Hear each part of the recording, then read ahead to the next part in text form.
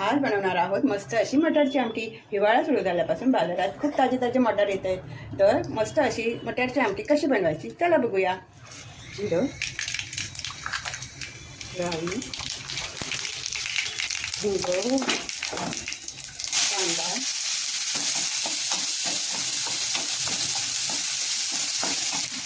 आलं लसूण paste, tomato,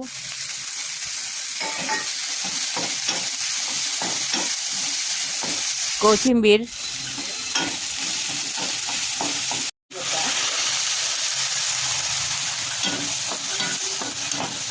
परतून घेते। बटाटा, हळद,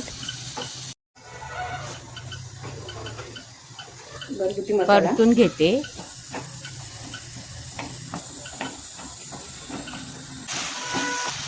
गरम पाणी, झाकण। 5 मिनिटं झाली आहे। बटाटा शिजले, वाटाणा पण शिजले आणि बटाटा पण शिजले। कांदे खोबऱ्याचं वाटण, चवीप्रमाणे मीठ, गरम मसाला, उकळी आली आहे। थोडी कोथिंबीर।